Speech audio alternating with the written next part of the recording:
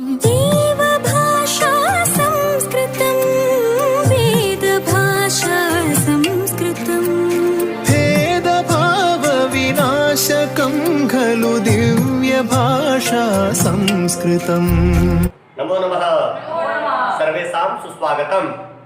मित्रों, आज हमने विचार किया और सोचा कि क्यों न छोटे वाक्य से लेकर के, छोटे पदों से लेकर के और हम बड़े वाक्य तक जाए, जिसके माध्यम से कि हम किसी कहानी को बता पाए किसी के समक्ष। मित्रों, हमारे अंदर एक भय व्याप्त होता है, एक भय विराजमान होता है कि कहीं हम बोले और गलत ना हो जाए ना।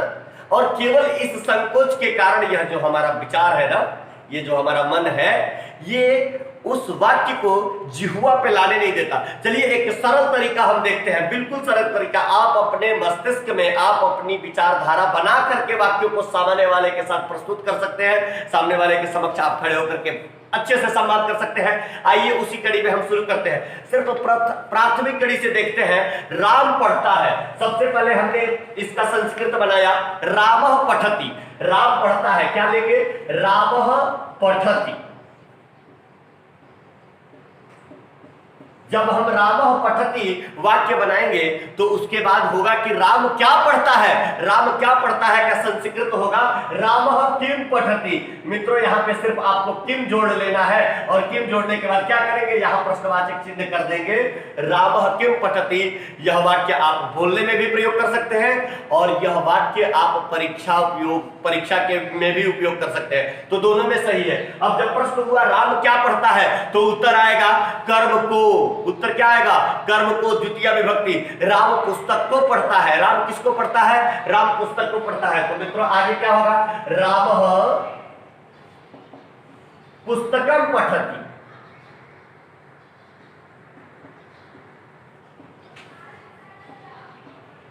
रामः किम पठति? रामः पुस्तकम पठति। तो मित्रों, जब यहां तक हम बात पहुंचा दिए कि राम क्या पढ़ता है, राम पुस्तक पढ़ता है, तो राम कैसे पुस्तक पढ़ता है ना? मन से पढ़ता है कि नहीं पढ़ता है? बहुत सारे प्रश्न आते हैं। तो हुआ कि रामः कया पुस्तकम पठति। राम कैसे पुस्तक पढ़ता है, किसके द्वारा पुस्तक पढ़ता है? तदा उत्तरम आयाति रामः मनसा पुस्तकम पठति। कया पुस्तकम पठति? मनसा पुस्तकम पठति। कहा पुस्तकम पठति? रामः पुस्तकम पठति। रामः किम पठति? रामः पुस्तकम पठति। आगे देखते हैं तो क्या होगा? रामः मनसा पुस्तकम पठति। रामः कया पुस्तकम पठति? मनसा। अब मित्रों, आप लोग सोच रहे होंगे कि यहाँ तो केन होना चाहिए ना, किसके द्वारा पुस्तक पढ़ता है, तो केन होना चाहिए। मित्रों, जो मनसा शब्द है ना, मनस शब्द, वह स्त्रीलिंग में मनसा का तृतीया में बनता है। मनसा स्त्रीलिंग में कहां बनता है? तृतीया में बनता है, मनसा। रामः कया पुस्तकम पठति? रामः मनसा पुस्तकम पठति।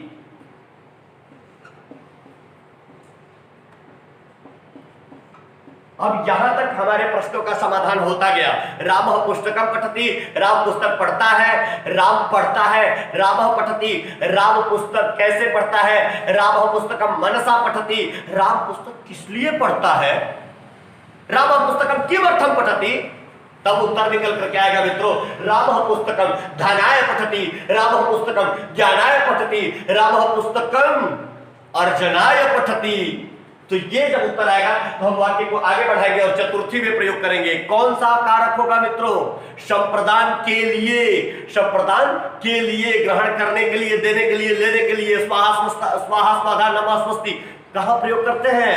संप्रदान में करते हैं। आइए देखते हैं। रामः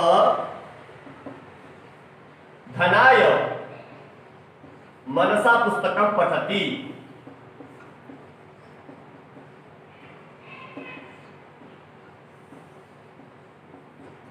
मित्रों, धनाय यहां पे क्या हुआ? चतुर्थी विभक्ति हुई। धनाय में क्या हुआ? चतुर्थी विभक्ति हुई। रामः कर्ता कारक है। रामः धनाय किम पठति? पुस्तकम पठति।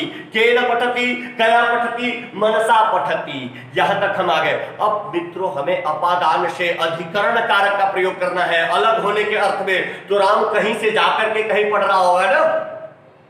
आप बोलिए, सही बात है कि नहीं? अरे राम घर से विद्यालय तो जाएगा ना, राम विद्यालय से घर तो जाएगा ना, कहीं से कहीं कोई एकांत जगह तो खोजेगा ना जहां राम को पढ़ना है, तो उसके लिए क्या करेंगे, पंचमी का प्रयोग करेंगे, अपादान से का प्रयोग करेंगे। तो क्या करेंगे, इसमें जोड़ लेंगे गृहात। क्या जोड़ेंगे, गृहात। आइए सेंटेंस देखते हैं, वाक्य देखते हैं मित्रों। मैंने पंचमी अर्थात अपादान से का प्रयोग किया इस वाक्य में। गृहात गत्वा, घर से जाकर के, गृहात गत्वा पंचमी एक वचन अर्थात अपादान से, गृहात गत्वा कुत्रतः, गृहात गत्वा अर्थात जाकर के, रावः कर्ता एक वचन प्रथमा विभक्ति, धनाय धन के लिए, संप्रदान चतुर्थी विभक्ति, आगे मनसा कया मनसा तृतीया एक वचन, क्या कहेंगे उसे हम, करण से के द्वारा। किसके द्वारा पढ़ता है, तो मन के द्वारा पढ़ता है, मन से पढ़ता है। किम पठति, पुस्तकम पठति अर्थात गृहात गत्वा रावः मनसा पुस्तकम पठति।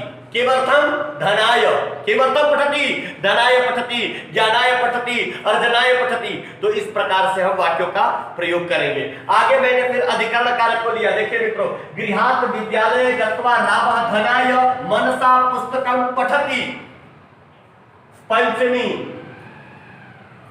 उसके बाद अधिकरण, उसके बाद गत्वा जाकर के त्वा प्रत्यय, रावः कर्ता एक वचन, आगे क्या कहेंगे, धनाय धन के लिए, चतुर्थी संप्रदान एक वचन, मनसा मन से, पुस्तकम पुस्तक को, पठति पढ़ता है। तो इस प्रकार से हम बड़े बड़े वाक्यों का निर्माण कर सकते हैं। गृहात विद्यालय गत्वा रामः धनाय मनसा पुस्तकम पठति, घर से विद्यालय में जाकर राम धन के लिए पुस्तक पढ़ता है।